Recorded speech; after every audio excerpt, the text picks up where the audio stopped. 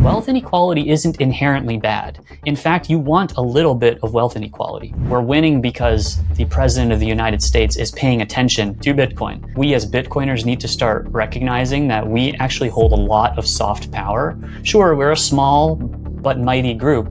Money is how we exchange our time and energy in this finite life. The average person out there is still struggling to save money. Like, they have money in their checking account and they don't understand what a savings account is. Well, these aren't like dumb people. These are people that have good jobs and are making maybe 6 figures in their salary. I think the simplest way I could put it is the money is broken. We have something that we care so deeply about that we just feel compelled to share with the world. And I know not everyone has that, that compulsion, but I certainly do. Before we get started, for the few people that haven't seen the first episode of us, maybe give them some background of who you are and why you're excited about Bitcoin. Yeah, sure. So my name is Brandon Bedford. I'm an entrepreneur and content creator. I currently live in South Korea. I moved here from Canada just about 2 years ago. So I was born and raised in Canada, moved across the world, and spent about 10 years working in B2B tech, all startups, so very small companies, and many of them were in the AI space.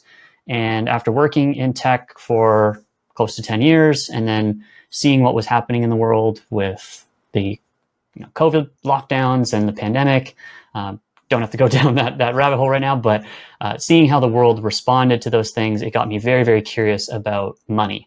I started learning about inflation and central banking and quantitative easing and stocks and bonds and all of these topics that Bitcoiners know very well. And I became a Bitcoiner, I'd say, class of 2020. And I genuinely believe that Bitcoin fixes one of the most fundamental problems in society today. So out of the 10 years that I was spending in tech, about 8 of those years was in sales. So I was selling, complex technology to big Fortune 500, Fortune 1000 companies. And one of the first things that I learned in sales is you can't really convince someone to buy something just by talking about the solution. You have to convince them that the problem exists first. And I suppose that's really been my focus. That's how I got orange pilled myself, was learning about all of the ways that the fiat system is broken and how our time and energy is being stolen from us. And so that's what led me to my current endeavor, which is a YouTube channel and newsletter called Wealth Potion, where I talk about all those topics: inflation, central banking, personal finance, that all lead people to Bitcoin, but it's not explicitly about Bitcoin. Right? On my YouTube channel, I have about 50 videos, maybe 2 or 3 are specifically about Bitcoin, but all the other videos all kind of hint towards Bitcoin. So that's what I've been up to lately. Really, really cool. It's super important because the problem is we still have so many people that aren't aware of the real problem. So how would you describe what's the fundamental problem that you see that Bitcoin is solving? Ooh. It's a good question. I think the simplest way I could put it is the money is broken. And while some people might hear that, I know your audience is primarily Bitcoiners, so they get why that's so important. But I think a lot of non-Bitcoiners, no-coiners, friends and family that I speak with, they might brush that off as not that important of an issue. Why I think that's so important is that money is how we exchange our time and energy in this finite life, right?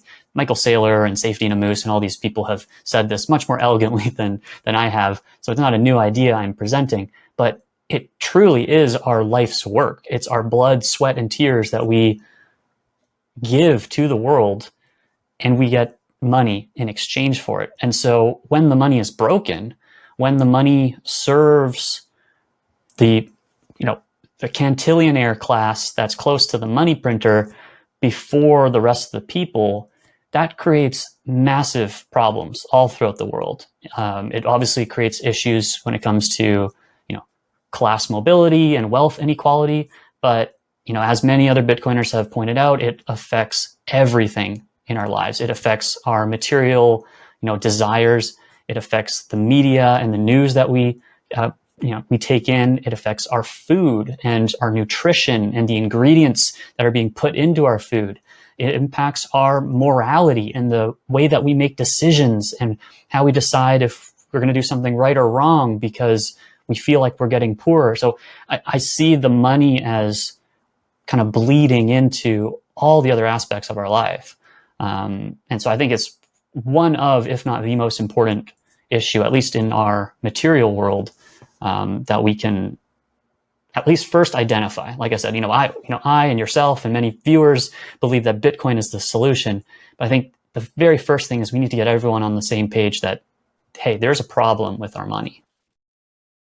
And we see that in so many ways. I was fascinated by the US politics the last year, even though I have nothing to do with the US.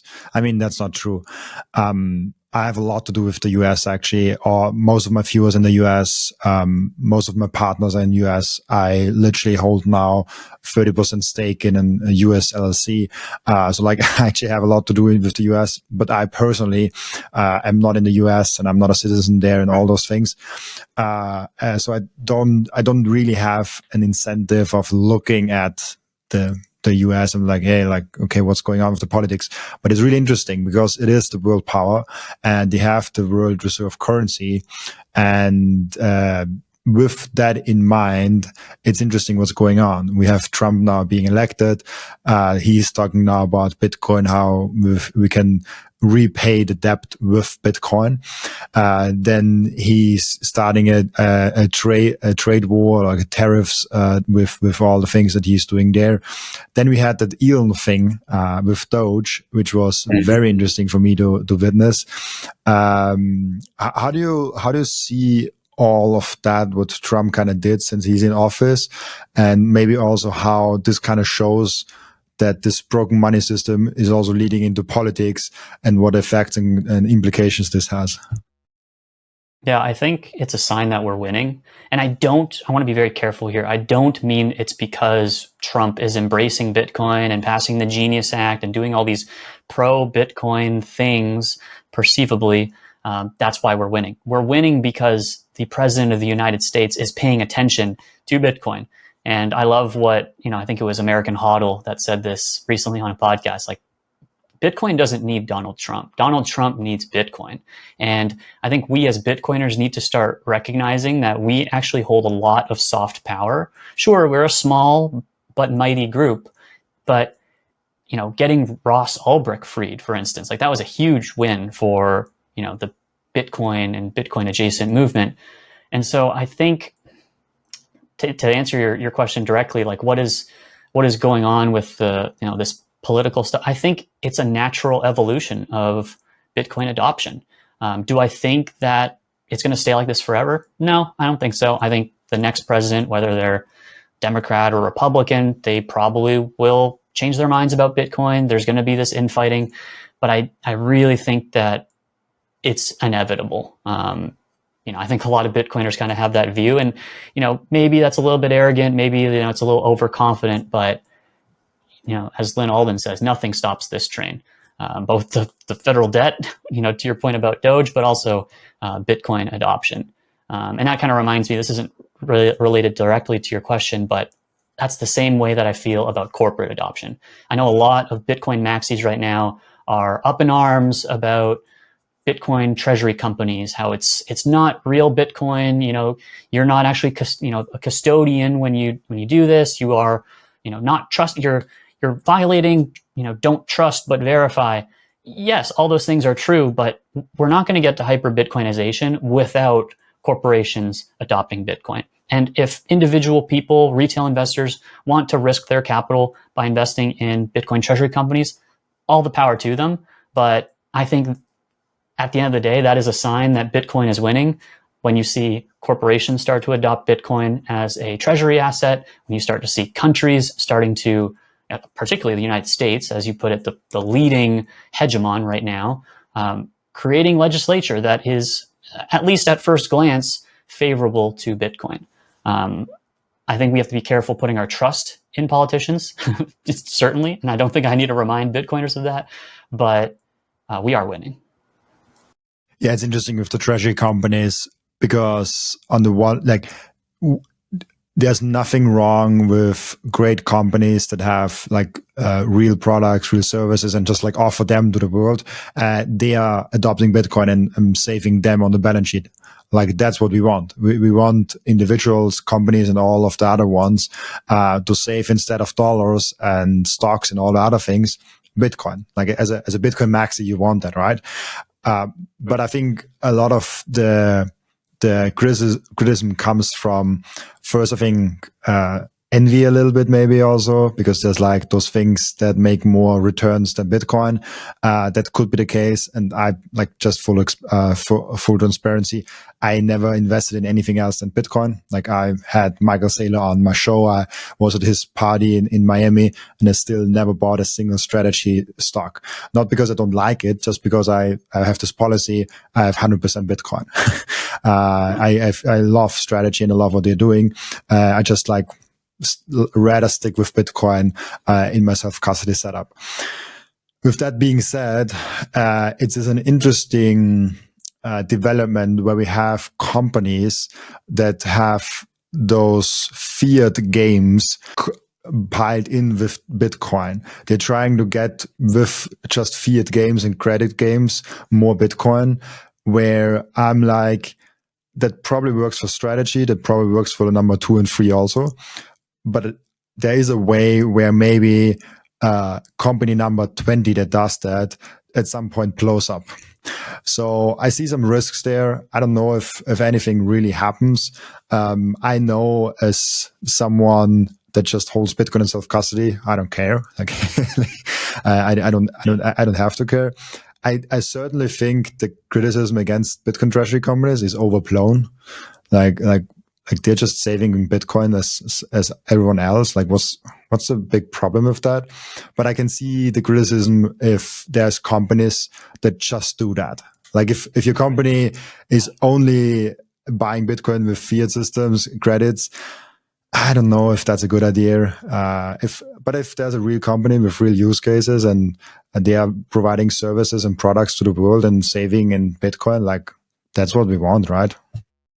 Totally. Yeah, I think that's a great distinction to clarify on my earlier point. Yes, there of course are going to be bad actors that will try to take advantage of this adoption wave, and very much akin to how crypto and altcoins did the same thing by trying to graft off of Bitcoin's popularity. So at the end of the day, investors, have to do their due diligence and take a look at the company's balance sheet and their executive team. Like that is the trust, don't verify piece, or rather verify, don't trust.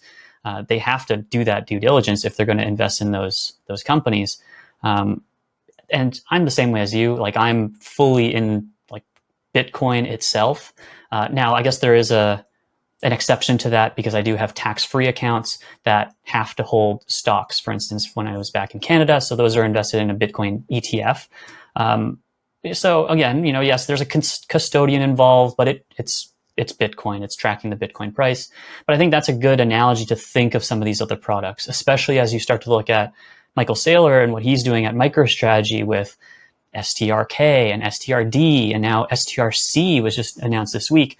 These are all financial vehicles and financial products that aren't necessarily for people like you and I. They're not for retail investors. And that doesn't mean retail investors can't do their own due diligence and buy them, but there are certainly funds out there that have mandates to specifically buy bonds or specifically buy stocks or whatever it might be, or they have to maintain certain portfolio weightings. And so by offering these products, I've seen the analogy used of it's, Michael Seyr is creating these pumps or these funnels from these large pools of capital that can get tapped into. Now, of course, we'd love to see, the bond markets just sell the bonds and buy Bitcoin, but that's just not how the financial system today works.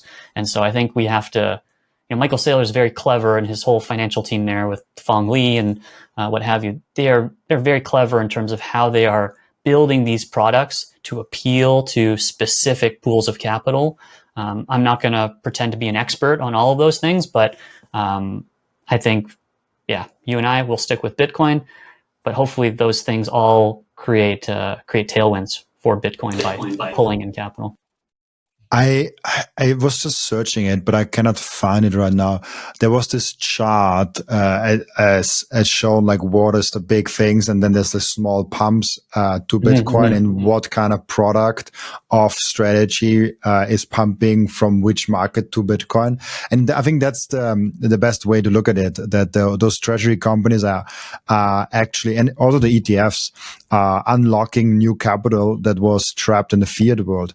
And I had multiple podcasts now where we talked about the sizes of those unlocked capitals. And it's a magnitude of what Bitcoin in total is worth right now.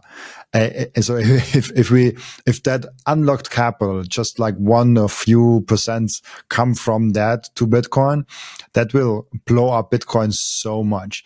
And so it's interesting to see the blowback, because it's like, did you really think that Bitcoin will be the standard of the world, but institution won't be a part of that? They're just sleeping on it for years and decades.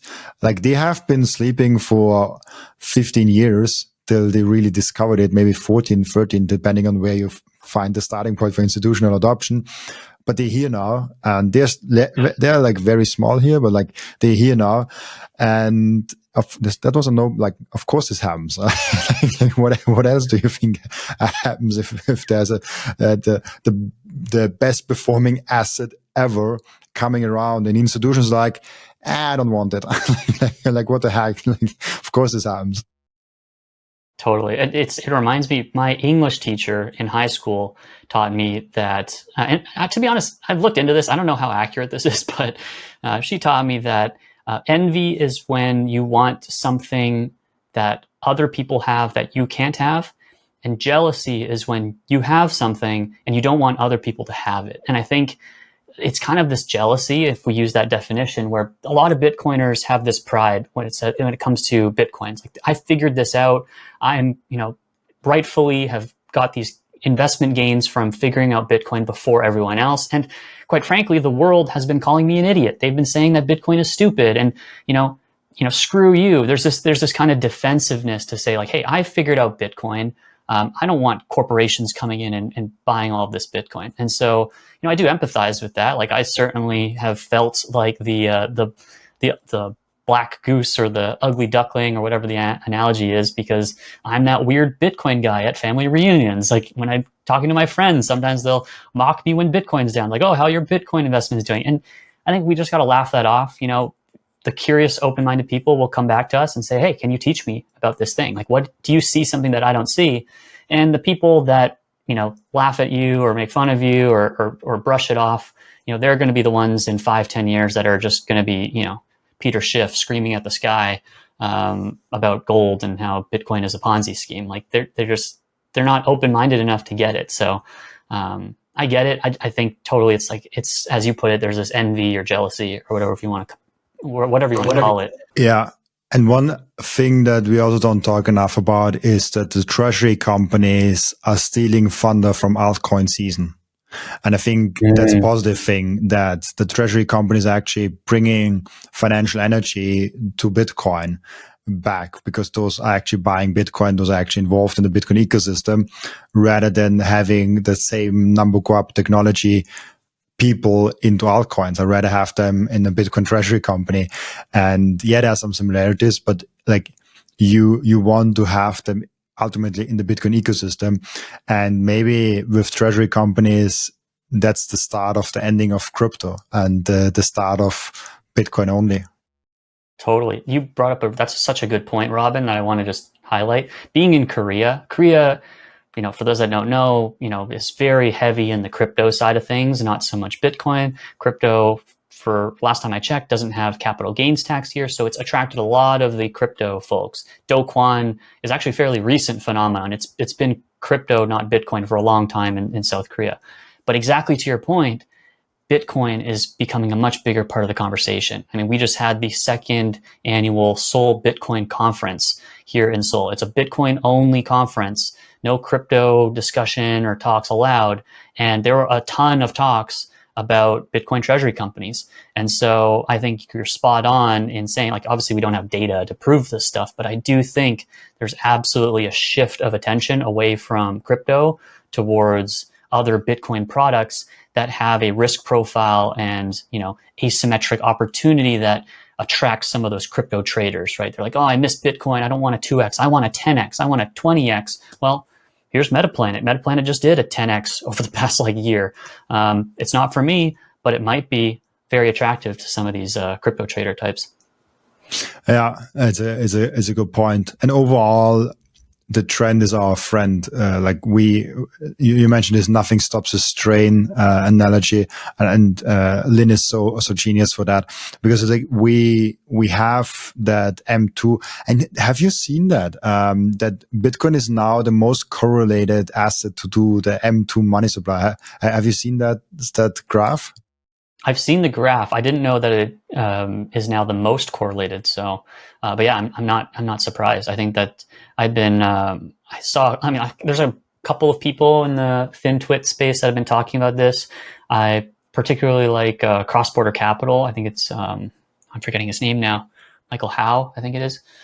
Someone can correct me in the comments. Has this model where he tracks global liquidity and shows that Bitcoin basically just lags it. And so M2 is just another form of global liquidity, or another measure of it.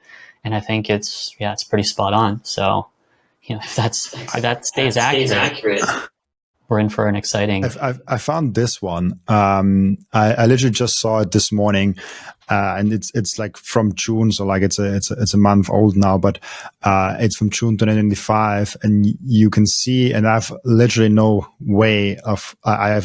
clue how they measure that, and how a correlation between two assets is actually measured. I have to look into this later. I haven't expected to talk about that, but this is something I saw today, and I want to tweet about it later on, where you have Bitcoin, gold, SPX, and all those things, and how are they correlated to the M2 money supply. And it completely surprises me that we are already the most correlated asset. I thought this will happen, but I didn't think that is already here. And for me, what it means, and I'm curious on what you think about that, for me, what it means is Bitcoin, when the politicians and the government and the banks decide to print more money, Bitcoin is the sole benefiter of that, and is kind of showing the alarm clock to everyone else of like, hey, you printed too much money. That's why the Bitcoin price is going too quick up. And of course, Bitcoin price goes also up because of real adoption, not just because of M2 money supply and money printing, but also M2 money printing is printing new users for Bitcoin in a sense. How do you look at that? Yeah, I think that's spot on. I think, M2, when you look at, of course, government money printing, but also indirect forms of money printing, like lowering interest rates or quantitative easing, it creates more liquidity in the markets. And so if Bitcoin is most correlated to that, it kind of reminds me of the typical FUD of volatility, right? Like Bitcoin's too volatile. There was a no coiner that just went kind of viral on Twitter earlier this week. It might be last week for once this podcast episode goes out. I think his name was Jared, but he posted this tweet, and Adam Back replied. A whole bunch of big Bitcoiners replied to him, but he said, Bitcoiners are the most optimistic but dumbest people on the planet. It's way too volatile to be a currency. And to this guy's credit, he was very open-minded. I had a good back and forth with him, and Lawrence Lepard is now sending him his book. And I think we can orange pill him. But I just found that so interesting that he kept coming back to volatility. Like Bitcoin's way too volatile. And so when I see this correlation, what that tells me is, well, M2 money supply, or liquidity more broadly, as represented by M2 money supply, is very predictable. And so if M2 money supply is predictable, yes, it is volatile, but is it volatility that people really don't like about Bitcoin, or is it unpredictability? And so I think this could make Bitcoin much more predictable, a much more safer asset class for large institutions or just for regular investors, if they can see this connection to, hey, if the government prints more money, or if the banks create and lend more money into existence, then Bitcoin's going to go up. Again, not obviously not financial advice, but that correlation, I think, reduces the unpredictability of Bitcoin, and I think it kind of it takes down this argument that Bitcoin's too volatile. Obviously, there's a lot of problems with that. Volatility is good. Michael Saylor, volatility is life, and all this stuff. But I think this is a great argument for Bitcoin becoming a very useful measure in the global fiat financial system as we move towards a non-fiat financial system. I mean, Saylor, all his products work better when Bitcoin is volatile. Like if you look into option things, and I recently talked to Mark Hanna on my podcast again, and he literally does what MSTY does, and he does it himself. He trades all those strategy options, and he shares like how he makes with like a $500,000 strategy portfolio about like $5,000 per week with just trading those in and out. And I'm like, that's not for me. But it's super interesting to see how people do that. And he says the more volatile the thing is, the better it is. So I get the vitality aspect. I looked now into like what the heck is 0.51? What does this mean? Like what does it mean for Bitcoin being, and for those who are only listening, we have a chart here with the average 12-month correlation between Bitcoin and global money. So we have Bitcoin, gold, and other assets, and Bitcoin and gold are almost the same level. And we have Bitcoin at the correlation to global money, to the global M2 money supply, with 0.51. And 1 would mean they are moving always the same way, and -1 would mean they are never moving the same way. So they are absolutely not correlated. That's kind of the scale of it. And 0.5 means half of the time they're actually moving the same way.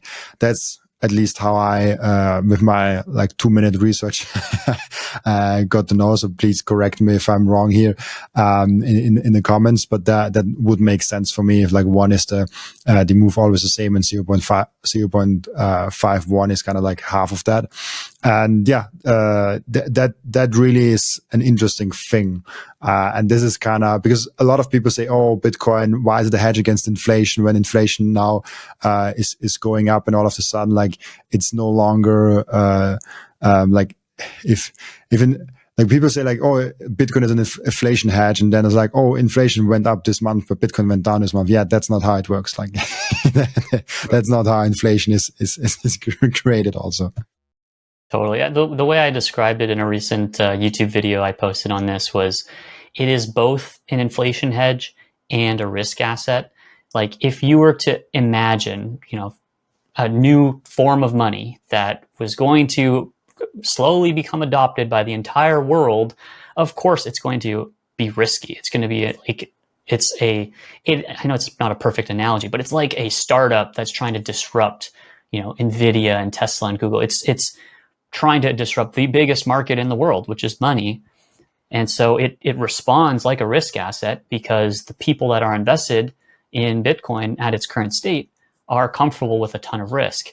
But it is also an inflation hedge because of its inherent properties. You can't print more of it, obviously being the most important one.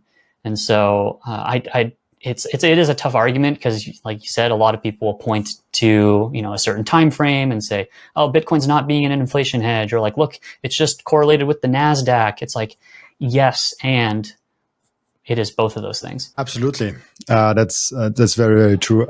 Maybe we already touched on it, but like, what is super interesting for you that you have seen in the Bitcoin ecosystem in the past couple of months? There's so much going on, so I'm curious on like what's kind of on top of people's mind when they're in the Bitcoin ecosystem. Yeah, like if you can share that with us, like what that is. Yeah, totally. So as mentioned at the Seoul Bitcoin conference, this was just about a month or two ago here in Seoul. Bitcoin Treasury companies is a big topic, and so that's something that I was studying. And like you, I'm not invested in particular companies or anything, but I do think it's an interesting phenomenon on our path to hyper Bitcoinization. And I have a lot of friends and investors that I know that are invested in these assets, and all the power to them. So I think we've touched on that quite a bit. The other trend I noticed is physical Bitcoin communities. And so because there's not as much of a central hub like the United States in Asia. I mean, technically, I guess China is the biggest country, but as many people know, China is not exactly the most friendly to Bitcoin. There were a lot of people visiting the Seoul Bitcoin conference from Southeast Asia, from Hong Kong, from Australia, and from Japan. And so another theme I noticed was there were a lot of communities popping up. So in Tokyo, they now have a Tokyo Bitcoin base. It's funded by Folger Ventures. It's like a Bitcoin VC. I think they're based in Europe, but they have a Japanese office. And they invested in a physical space. It's like a co-working space. And it's like an open community for Bitcoiners. And they throw events and stuff. They just opened that this year. They also announced at the Bitcoin conference that they're going to be opening up co-living space and some more exciting things. And of course, there's the Tokyo Bitcoin Conference, which I think is coming up in September or October. Bali also has some in-person workshops. There's Bitcoin House Bali. In Thailand, there is a fellow on X that goes by Piccolo who runs another physical space in Thailand. There isn't one in Korea or in Australia, to my knowledge, but there are meetups. And so I just found that so inspiring because the meetup culture and these kind of small groups getting together, like it reminds me of what it must have been like in those very early days of Bitcoin. Right, you go to a meetup, there's like 15 people there, and you're just talking about Bitcoin with people. And obviously, South Korea and Australia are a little bit trickier in terms of real estate than say Japan and Thailand and Indonesia. But I think over time we are going to eventually see these kinds of communities popping up within physical spaces. So that was really exciting to meet people that are organizing these spaces or administrating them and hear about their experiences. Was also that's super cool. I love that we have kind of those physical meetups everywhere. There's so many meetups in Vienna. There's so many meetups all over the world in all of the different cities, and you can just go there and like have a blast with Bitcoiners. Like, what's there better to do? And so it's super interesting when you have meetups and you have those kind of local communities, and nothing of that is centrally organized. Like, there's no head of community that kind of says like, oh, we don't have a community here in Berlin. Let's set one up. Oh, like New York only has one, but there's so many people. Let's have a second one somewhere here in New Jersey or something. Like, there's not a central organizer that does that. Just people coming together and actually doing it, and people are actually connecting each other. And I've done that more and more now, like behind the scenes. I've never talked about that actually on the podcast. It's something that I try to do and connect with other content creators, like help them out, like they help me out. I had a session, for example, a few months ago with Roger Sony. He's an amazing YouTuber also. And we just had 1.5 hour session where I showed him my statistics and he showed me his statistics, and we were like, hey, that works good with me, like you should try that. Oh, that works good with you, I should try that. And just like have a rip. And I think especially in Bitcoin, we kind of have that responsibility to be there for each other and to help each other out, because we're all in the same boat and we're all kind of working for the same mission and the same cause. And we are stronger and better if we work together in that sense. And I think that's amazing that people come together decentralized without any head that actually organized those things. Totally. Yeah. I love I'm obviously super bullish on the creator economy and content creation in general. And I think that's one of the beautiful elements of Bitcoin is like, we're not competing with each other because we all are doing this for Bitcoin, right? Of course, we all want to grow our YouTube channels and we want to, potentially, monetize and turn into a business or, grow paid memberships, whatever that might be for a particular creator. But at the end of the day, the reason we're doing this is to orange pill as many people as humanly possible and get people onto this life raft that is Bitcoin. So I love to see that both with the creator stories you mentioned, but also in physical meetups. It's such a unique feeling. Yeah, and people ask me, oh, like, why do you like cross why do you promote your competitors? Like why, for example, did I feature like 3 or 4 times already Rajat Soni on my channel? First of all, I love him. Like he's great. He's just a great human being. Second of all, I don't see him as an opponent or a competitor. I actually see him as a friend that works in the same company as me, and we are trying to do the same thing. We are colleagues. We're more colleagues than competitors. And there's a real reason for that, not just like mindset and all those things. If Rajat goes out there and orange pills people, this brings more people in the Bitcoin ecosystem, and then more people will watch Bitcoin content. It's something we have to fight against the influencers that talk about Ethereum. Totally. We have to fight against AI fruit cutting videos. We have to fight against all of the garbage that's out there, right? Like I genuinely believe like there's this like other world in the content realm, right? TikTok, YouTube, all of these platforms.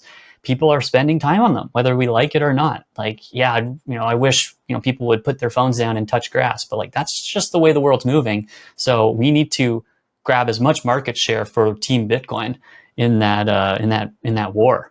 We can't let AI generated, edited videos. I'm sure you've seen all these ridiculous things out there. We can't let that win. How because you are more in the general content sphere, where you also say like, okay, what was like retiring early outside of Bitcoin? Like, what is all those other topics? I think you even had like, some ETF things and some index things on the channel, if I saw that correctly. How would you say the general kind of financial space does now look at Bitcoin? It's kind of looking at what Bitcoin is and how Bitcoin kind of interacts with the general financial space, because I feel like my channel and me in specific, we might be in a bubble. The first time I ever made any money, I got myself from that money a watch. And ever since then, I collect timepieces to remember times where I achieved some milestone. That's why I got the Bitcoin 2025 edition when I went to my first ever American Bitcoin conference. So for me, the Bitcoin watches from Coin Vigilante represents the time that we are living in. For every person that wears a Bitcoin watch, I know they are representing sound money to the outside world. Make sure to check out those amazing Coin Vigilante timepieces down in the descriptions. I love those watches so much. I know how big of a hurdle it can be to have self-custody, but it's so freaking important to make that first step. We have to make sure it's as easy and simple as possible. And that's exactly what BitBox did. BitBox created the simplest and the easiest hardware wallet to use to get into self-custody. So get yourself a BitBox down from the link in the description. And when you use code Robin, you even get a 5% discount. The most important thing for your Bitcoin journey is not buying Bitcoin, but it's how to keep them. And yes, you have maybe the right tools, but how do you actually go ahead and stick it all together so it's the most secure for you personally? Self-custody is a deeply personalized journey, and the Bitcoin way is helping you exactly finding that correct setup for you personally. They are also helping you with securing your own cybersecurity. And if you want to go one step above all that, you can even get a consultation for a Plan B residency. Go to thebitcoinway.com/Robin and you will get a 30-minute free consultation. I want to tell you about something very special to me. It's called Microseed. If you hold your Bitcoin in self-custody, and you should, you know how critical it is to secure your seed phrase. You should not have them on paper. You should not have them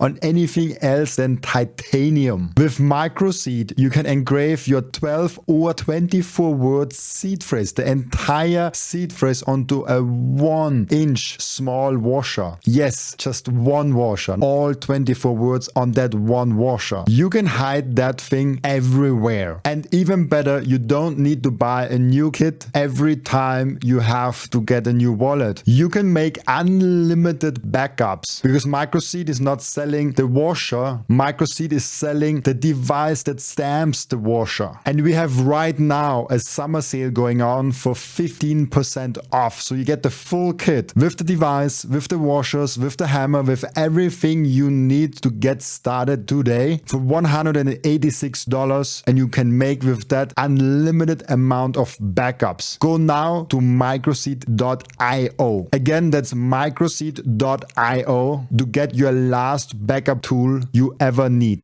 Totally. We are the most bubbled people in the world, potentially. Like, I speak with a lot of people, whether it's my subscribers or my newsletter, subscribers that reply to my emails, or even just people that I've worked with in, some of these AI companies, or other people that are content creators, but not in finance. So, I think I've shared on your podcast before that my fiance is also a content creator, but she's more in lifestyle and beauty and makeup. And she has a lot of content creator friends. And oftentimes when, I'm getting to know some of those friends, we talk about finances. Like, we as Bitcoiners feel like so much has happened in the Bitcoin space and like so many cool developments, Bitcoin Treasury companies and, El Salvador and Trump talking about Bitcoin, all these things. Like, the average person out there is still struggling to save money. Like, they have money in their checking account and they don't understand what a savings account is. Like, that's the level of a lot of people. And smart people. These aren't like dumb people. These are people that have good jobs and are making maybe 6 figures in their salary. Some of them may have a personal, a financial advisor, right? You mentioned Rajat Soni. He's doing great work behind the enemy lines there to try to convince other CFAs and whatnot. But like, there might be some people out there that have a financial advisor, or just through their family, they had a parent that said, "Yeah, just buy index ETFs and invest your money in assets." But it is very bleak out there outside of the Bitcoin bubble. And so that was really one of my big goals with my channel was, of course, I want to lead people to Bitcoin, but I need to meet people where they're at. And sadly, where a lot of people are at is at such basic levels of personal finance, wisdom and tactics. And so that's why a lot of my videos do talk about, how to get out of debt, why you shouldn't let your credit card debts, grow, how to save cash. I do touch on other, kind of business related topics and content creation more generally. But when it comes to personal finance, I find there is a huge gap between where the average people are, even in developed countries like the US or Canada, where I'm from, or South Korea, where I'm living now. Yeah, and we talked about it before, and I really want to touch on that. Full disclosure, I haven't watched any of his videos, but you mentioned about Gary, and you mentioned about this is actually your most liked or the most seen video. How was this, like, what did you see from him? Like, what kind of is your stance on him? And also, like, why do you think he's so popular and resonates right now so much with people? Yeah, it's a great question. So yeah, for context, we were just chatting before we started recording here that my top viewed video on my YouTube channel right now is a video debunking Gary Stevenson from Gary's Economics. For those of you that aren't familiar, you might have seen him on X getting dunked on by Bitcoiners, but he's a very large YouTube content creator in the UK. And he talks a lot about wealth inequality and how big of a problem it is, and how the solution to wealth inequality is to, quote unquote, tax wealth, not work. And it's a brilliant, elegant slogan, right? And he's got this massive movement behind him. And so, me with my wee little YouTube channel of a few hundred curious Bitcoiners, when I posted this video, I got brigaded by his followers. They're rabid. And, some people have commented and told me that maybe they were bots. It's possible, but I still replied to all the commenters in good faith. I tried to, reason with them. But in short, what I said in that video is, wealth inequality is a very charged term, and Gary is very smart. He knows what he's doing when he talks so passionately about wealth inequality.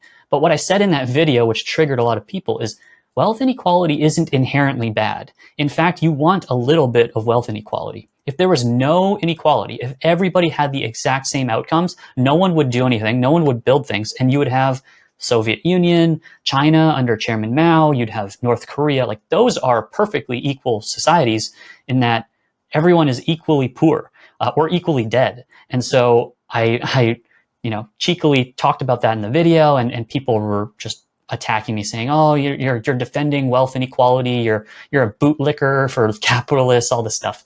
But that a lot of people took issue with that, and it's funny that you bring this up, because I'm actually working on a video right now as we speak, kind of a sequel to that one, because I don't know if anyone has noticed just in this past couple of weeks, but Gary is going a little bit viral on X once again because of a video he posted, and it's a 28-minute video he posted on YouTube and X, all about the housing crisis and asset price crisis around the world.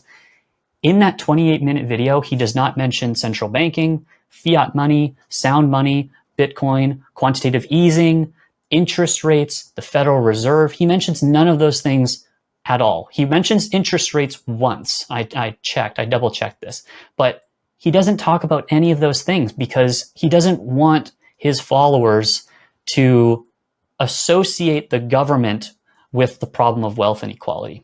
And in this video, I'll give you a sneak preview, Robin and audience. In this new video I'm creating, I took a quote from that video of his where he says, and I'm going to paraphrase because I don't have the quote in front of me, but he basically says, if you give £1 trillion to the ultra rich, they are going to go buy assets. And I agree with that statement. That's a factual statement. They are going to buy assets. But what he doesn't talk about is, where did that $1 trillion come from?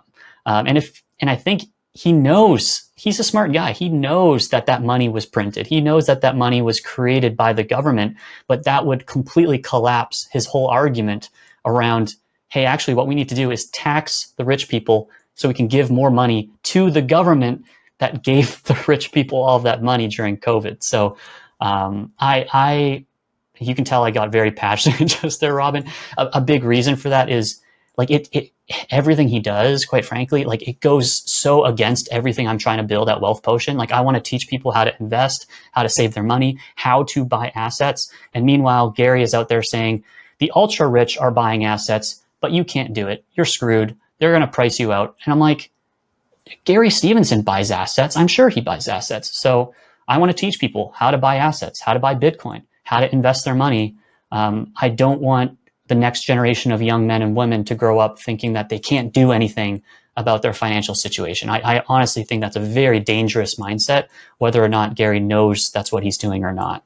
And I suspect he's a smart guy. So I'll leave it at that. Yeah, and I haven't seen a lot of his video. Like, I only see clips on Twitter. Like, and it's just something where I'm like, okay, I see the clips. I really don't want to dive deeper. And all the people I respect in the space hate on him.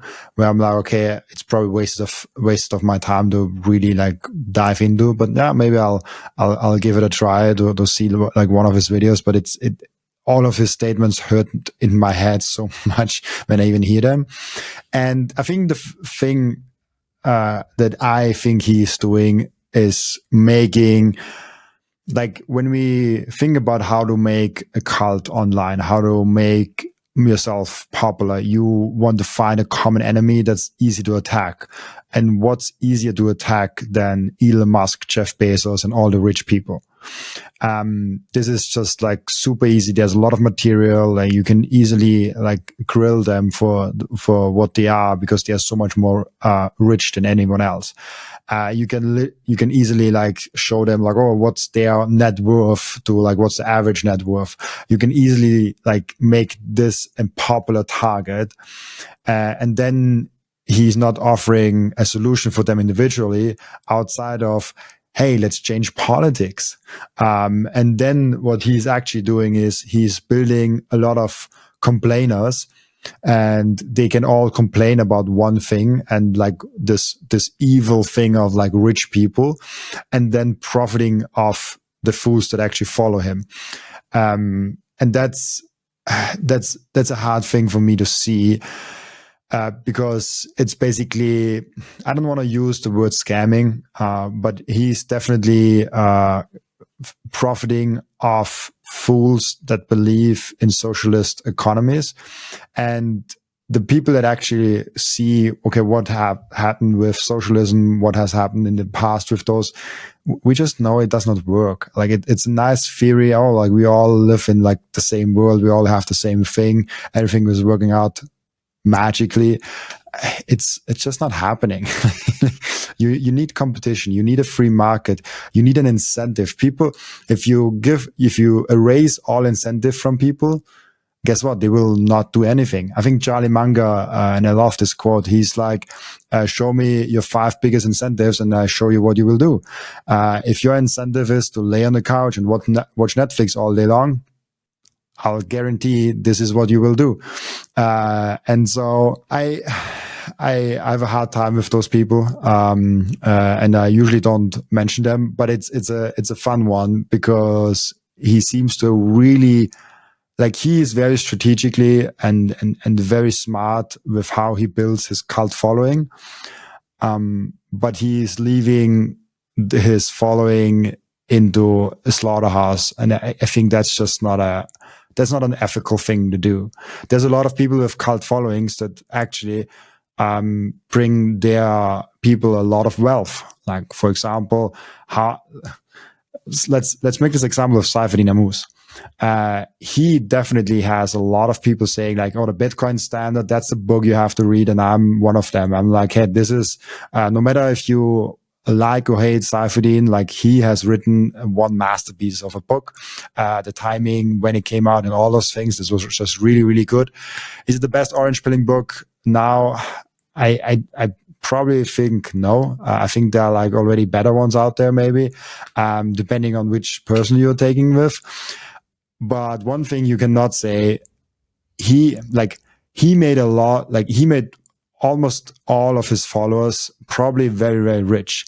Like, if you followed what he has been saying since 2018, since the book came out, the last 7 years, chances are you are doing phenomenal. Like, you're probably extremely rich because of that. If you follow Gary's advice, I don't know how long he's doing it, but if you follow his advice, the only thing that you are doing is complaining. Like he doesn't offer them any like real, like, if he says to his followers, don't buy assets, like, then he is in the dollars or pound because he's in the UK. Yeah, you lost a lot of purchasing power. And I think that's the main thing that kind of bothers me, that he built and there's nothing wrong with building a cult following. There's nothing wrong with that.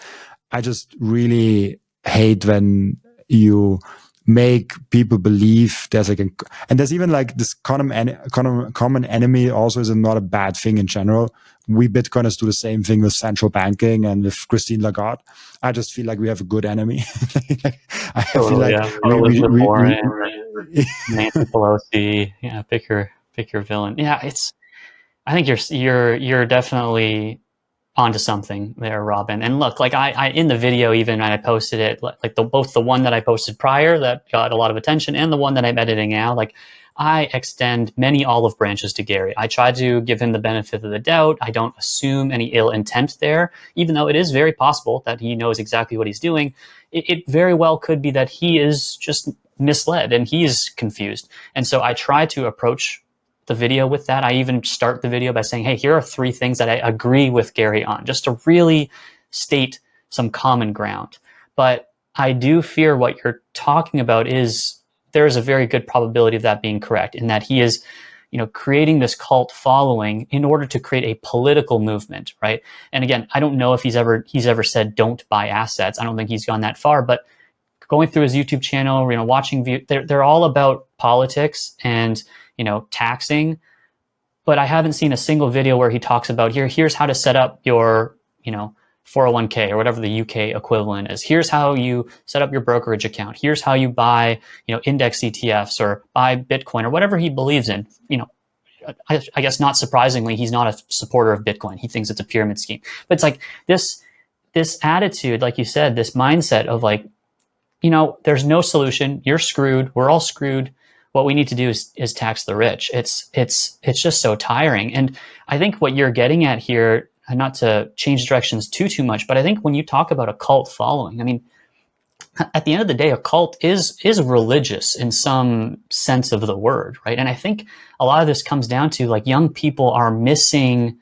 They're obviously looking for solutions to their financial problems, but they're also looking for a solution to their spiritual problems. And I would not be surprised if, I don't have data on this obviously, but I would not be surprised if Gary's following skews much more into the atheist camp. This idea that, nothing matters, we're just, there's no purpose to life.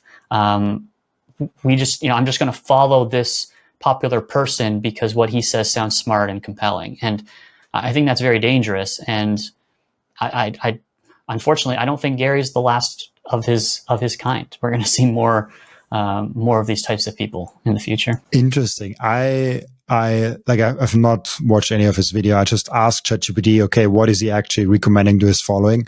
And apparently, he's actually long gold. Apparently he's actually for gold. He's skeptical and anti-crypto. That's what at least ChatGPT says, and that's what I kind of get from him also.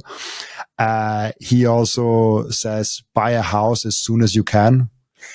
I don't know if that's a good advice, because you have to buy it with debt, and then you're tied to your one location for 30 years. And apparently he's also not against stocks. So he isn't against, I think, assets in general. And that's just like ChatGPT. They can be totally wrong. Like ChatGPT and AI, it probably better than me. It's a great tool, but it's also very confident if it's wrong. Sure. Yeah. Sometimes it has this things, but yeah, it's at least he is not completely against assets. And if he's really, if that's true, I don't know if it's true actually, but if it's true that he's for gold, then it's just like a matter of time till Gary is Bitcoiner. Like that, then maybe he needs to, because also ChatGPT says he's recommending to his following a wealth tax for the ultra rich. Stupid. That's his big slogan. It's tax wealth, not work. And I don't even talk about that in this video, but in my previous video, I talked about the mechanics of a wealth tax, how the vast majority of countries that have implemented a wealth tax, being like a tax on assets, they end up removing it after a short period of time. And I had people in the comments replying, oh, well, what about Switzerland? Well, Switzerland has no capital gains tax. It's pretty amazing. Having a wealth tax is not so bad. So anyways, I'm getting fired up. But I try not to assume any ill intent. I do think that, we can orange pill everyone. We're not going to orange pill everyone, but I think everyone has the potential to be orange pilled. And I hope to at least convince some people that there is some value in Bitcoin, and perhaps more importantly and more specific to Gary's economics, that you can control your financial future, right? It is not hopeless. Yes, wealth inequality is increasing and it's bad, and maybe there are too many billionaires, and we could do more to level the playing field. But you can do something to make your life better financially. You are not helpless. So that's the kind of vibe I get from a lot of his videos. So I'm glad to hear actually that ChatGPT says that he supports, certain assets. I just don't hear him talking about it a lot. I don't hear him talking about how to actually do those things. So I'll happily create those videos. Probably it's because it's boring. He loses followers if he just says buy stocks and this and that. Then he's just if he goes against the rich people and then he himself owns a bunch of assets, it seems hypocritical, right? So he obviously doesn't. He shouldn't do that. But it's one thing I like is not taxing work. I'm also really big of not taxing work, but I would like to just tax consumption. That's something more sustainable. But yeah, wealth tax, you're just getting rid of 10% of your best performing population if you introduce a wealth tax in your country. That's a very bad idea. But yeah, like go ahead and try it out, UK. And UK already has UK already has the highest fleeing numbers of millionaires. Have you seen that statistics where like the UK has the biggest number of fleeing millionaires, and I think they are mostly fleeing to the UAE or to the US actually. So yeah, like the UK is on a very strong downwards trend, and it's not on my list to move there at all. Wait, are you in the UK? You're in a different? What country I'm are you in actually? South Korea. Yeah. Okay. Oh, was in Canada before, so I guess Canada is like kind of a vassal state of the UK, or I forget what the official status of Canada is, but like we have a prime minister, not a president, so we're kind of like we have this complicated relationship with the UK. You said on a tweet, what was it exactly? Are there any other non-toxic Bitcoin maxis out there? If that describes you, I want to follow you. What's a non-toxic Bitcoin maxi for you? Yeah, it's a good question. So that was actually related to the Jared that I mentioned earlier. So there's this, quick recap. There's this no coiner named Jared. He has a parking lot line painting business. He's just an entrepreneur, but doesn't understand Bitcoin. And he made a bold tweet and said that Bitcoiners are very optimistic, but also the dumbest people on the planet. And, that Bitcoin's never going to be money. And obviously a lot of Bitcoiners dunked on him, right? And rightfully so. He's calling everyone Bitcoiners the dumbest people on the planet. I don't blame people for, retaliating a bit and trolling him back. But I had a pretty long, back and forth conversation with him. And so did many other people, by the way. I don't want to take full credit, but I slowly softened him up. He went from saying, Bitcoin's never going to be the solution to, I don't know, I don't think Bitcoin's going to be the solution to, I'm with you, man. I hate the government too. I just don't think, he started to open his mind a little bit. And then Lawrence Lepard jumped in the conversation, said, DM me your address. I'll send you my book. And he gladly accepted. He was like, oh, thank you so much. He was very grateful for that. And then Adam Back replied, and then he was like kind of awe-inspired. He's like, oh, wow, thanks for chiming in. So I think that we can orange pill people, even the most outspoken detractors to Bitcoin. We can orange pill them. I mean, maybe not Elizabeth Warren, but 99% of people, we have to approach it with, a humility and good faith. Am I saying you can't troll people online? Go ahead. It's the internet. Do whatever you want. I'm not trying to police your speech, but I do think we need more Bitcoiners that are willing to engage with people and assume good faith, respond in good faith, and try to change hearts and minds. And I think we'll be very surprised with how many people we can get onto Team Bitcoin. I think so too. I just scrolled through his Twitter feed. Looks interesting. I think we might have a nice, new, interesting Bitcoiner. Hopefully, come on the podcast. That would be fun. I should invite him to see. But yeah, I have this weird thing where I don't want to have people on the podcast that aren't really understanding of Bitcoin. Like I don't have the format where I'm orange pilling people. I really want to kind of highlight the guest and not myself. Sure. So I will observe him. If he gets around to Bitcoin, I might invite him. If not, yeah, then not. But yeah, if he comes around and really educates himself on Bitcoin, because he's asking good questions. I saw his questions of because I also saw this post, and I like that he, in the first place, he was a little bit rough to Bitcoin, but then he's kind of softened along the way. And I like that, to see that he kind of changes his minds and he asks good questions. I think that's why also Bitcoin has really interacted with him, because he just generally asks questions and how is that and how is that? He's not like, oh, you're a fool, that's that way. He's like, oh, but how is that working? How is that working? So yeah, that's what I like. And usually when I see people asking questions and not arguing, that's usually a sign of in 6 months he's a Bitcoiner. Like give him some time. He needs to process it. If he has time to research it, he will. And yeah, he might come around and does that. So maybe we see maybe we see another Bitcoiner.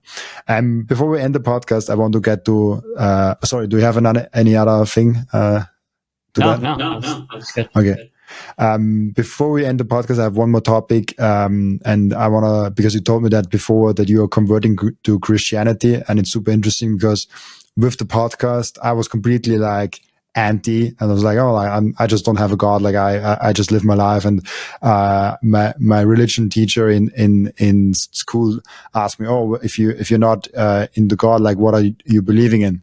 And I always said to him, I believe in myself, which in general not that bad of an idea. You should believe in yourself. But actually through the podcast, I come closer and closer to Christianity and to the believing in God and all those things. I'm not quite there yet, but give the podcast another 1-2 years, I might be there and converting back to Christianity. So how was that for you? What did you before, and then like how did you then convert to Christianity? Yeah, sure. It's a great question. And I'll try to condense the story into a short period of time because obviously it kind of spans my entire life. But some quick context, I'm, 30, turning 32 this year. For the first 30 years of my life, I was agnostic. Like I didn't subscribe to any religion. I thought, okay, yeah, maybe there's some higher power, but like, to be honest, I just didn't think it was an important question to ask. And actually, it's funny that you share that story, Robin, because I have a very similar story that I'll get to where I answered, yeah, I believe in myself. I'll mention that. But I'm half Vietnamese. My mom's family is Buddhist. My dad's family grew up Catholic, but because both my parents had two different religions, they never really expected anything of me. And so I kind of grew up in an agnostic household. I went to school and obviously was exposed to science and all these things that, again, religion was not on my radar. And then when I was in my 20s, I was chatting with a friend who was, very passionately Christian. And she asked me a very similar question. She said, like, what is your purpose in life if you're not Christian? And I said, I want to become the best version of myself, something along those lines. And I asked, well, what's your purpose in life? And she said, I don't remember the exact phrasing, but it was, my purpose in life is to get close to Jesus Christ. And I remember at this time, Robin, like this was only a few short years ago, like I thought that was the most ridiculous answer. I didn't understand any of it. I didn't get it. I thought it just made zero sense to me. And so fast forward 5 years, we had the lockdowns and the pandemic, whatever you want to call it. I moved to Korea. I quit my job and I started to think about what I want to do next. And I've always wanted to start my own business. And, I started to think about Wealth Potion. But, as many Bitcoiners listening to this will resonate with, like, once I have a curiosity, like I need to start digging and digging and digging. And I eventually asked myself the question, not, what should I do next, but what would be the best thing I could do next? What is the right thing to do next? And once I started to inject morality into this question of like, well, how do I want to start this next business, or what job do I want next? I started to just keep digging in the rabbit hole, just like I did with Bitcoin. And the first kind of hurdle I got to was like, what is morality? Like, where do we get this sense of right and wrong? And I quickly came to the conclusion that like morality just cannot be subjective. Like the idea of moral relativity just didn't make sense to me, that like Robin, if you have a different idea of right and wrong and I have my own idea of right and wrong, that like we can't even litigate that because we just have two different views. And it's just, it is what it is. Like I refuse to live in a world where you can't just inherently say murder is wrong, or Nazis are evil, or whatever. Pick your poison there. And so I maybe not quickly, but I eventually came to the conclusion, okay, morality can't be subjective. I can't live in a world where morality is just up to whatever people want, because I think that's what produced a lot of the evils that we see in the world, whether that's socialism and communism like we talked about, or just, the variety of crazy things we're seeing in the West. I'll maybe just leave it at that.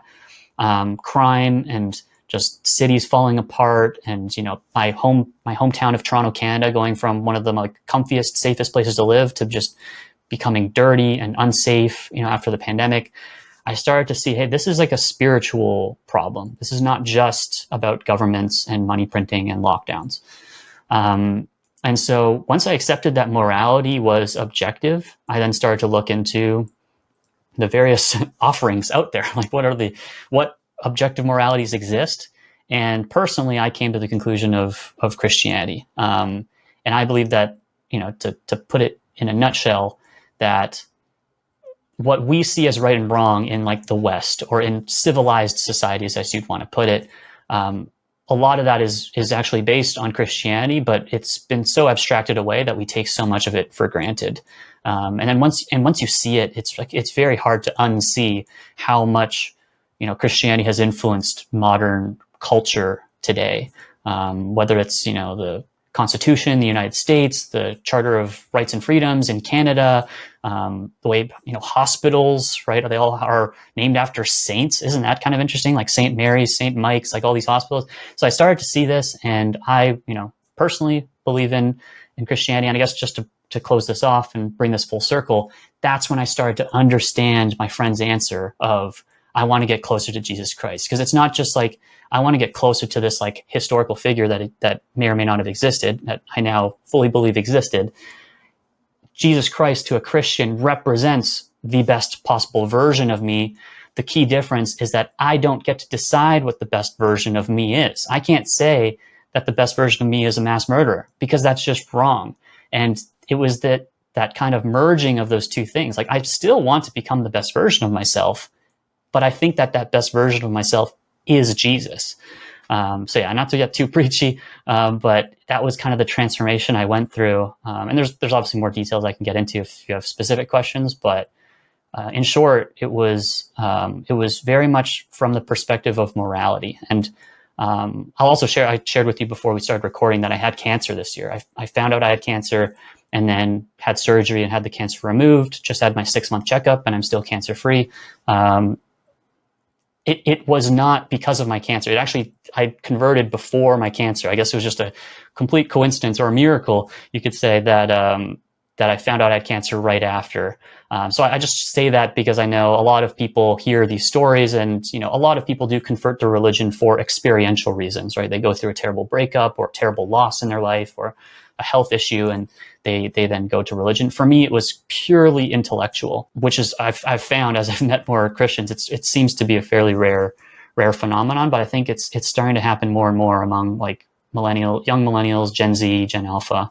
So yeah, that was a long rant, but that's the story in a nutshell. My testimony. What is the connection between Christianity and Bitcoin? I haven't done that on my community poll. Maybe I should do that. But I have a feeling that a big portion of the viewership here is actually Christianity.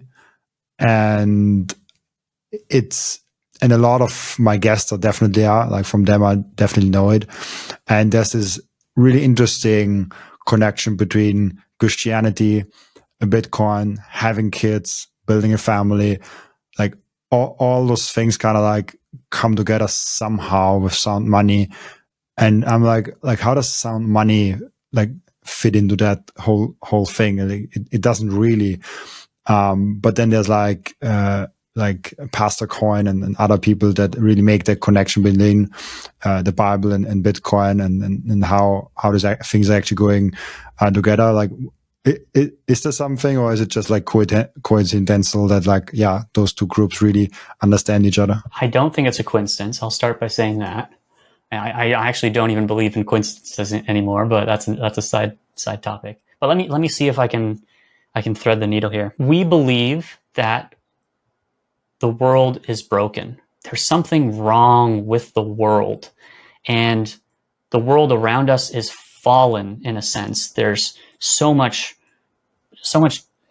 sin and evil and all these bad things that are happening that are caused by some root problem that we're trying to identify, that we've studied, hours and hours and hours to try to figure out what this root problem is. And by digging for that root problem and then resetting that thing to truth, to find what objective truth is, and then rebuild the world from that truth, we believe that the world, while it is fallen and, there's a whole bunch of bad stuff that's happening, that this small minority of people can actually fix the world by finding this truth, by doing the work, finding this truth, believing in the truth, going all in on this truth, and then creating this parallel world to re-enchant the world. And if you notice how I phrased that, you could apply that statement, in my opinion, to Bitcoin or to Christianity. That I think that that's the commonality. Like, there's something wrong with the world. We've lost something, whether that's faith in God or sound money. And we as Bitcoiners, or we as Christians, are trying to dig out that truth, discern the truth, and then share that truth with the rest of the world. And we are incredibly optimistic about the future, despite all of the crazy evil and sin that we see in the world.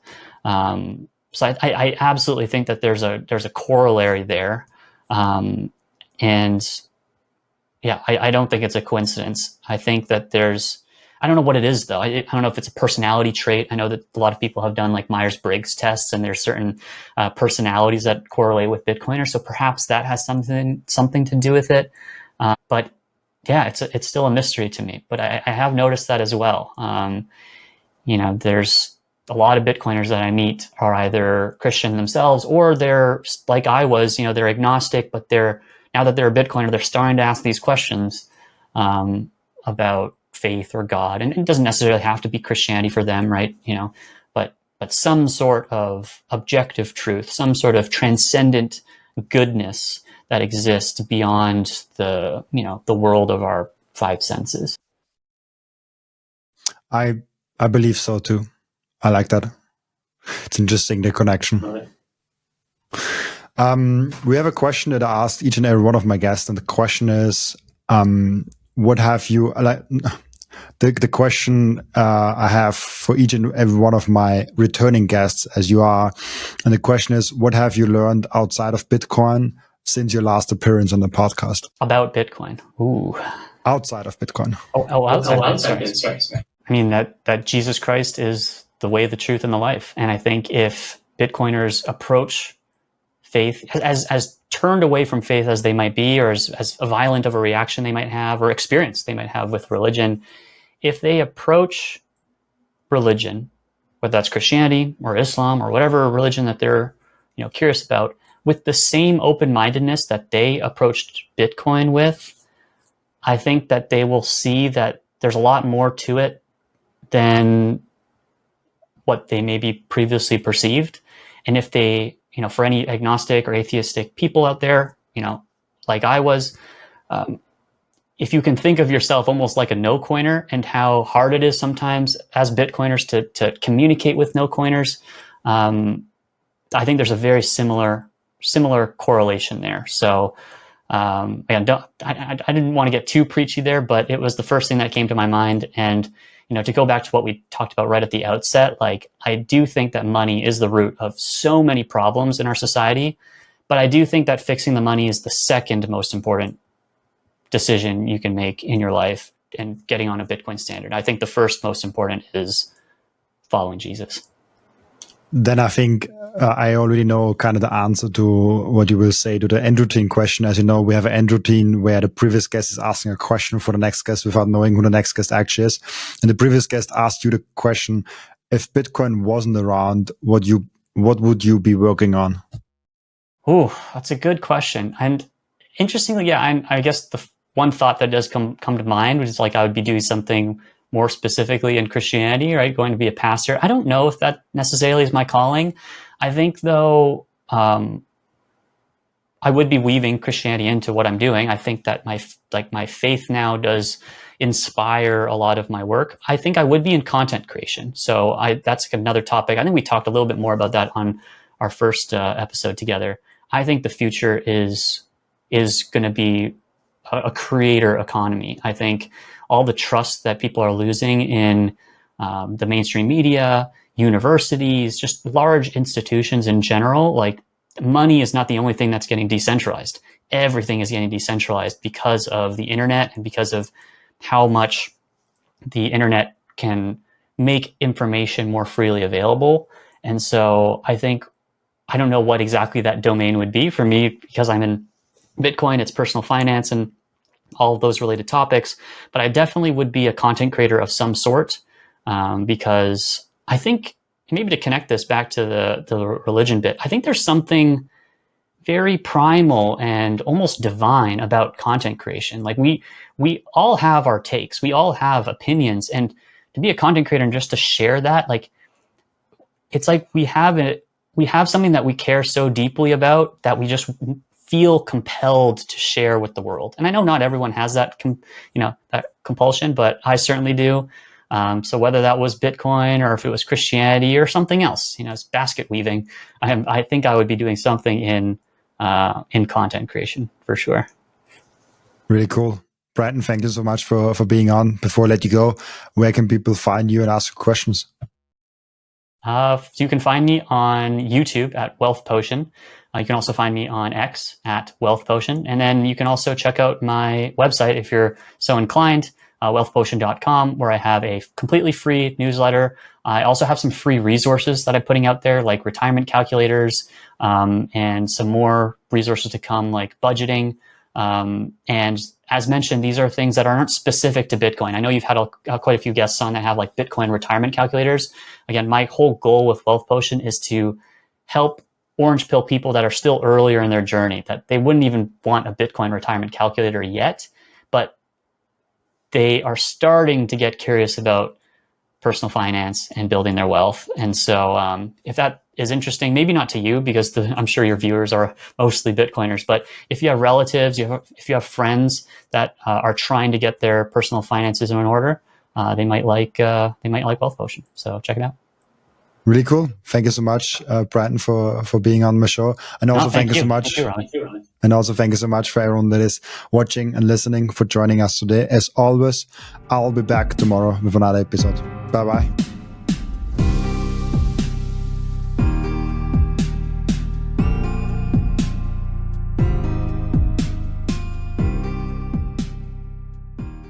This content is for educational and entertainment purposes only and does not constitute financial advice.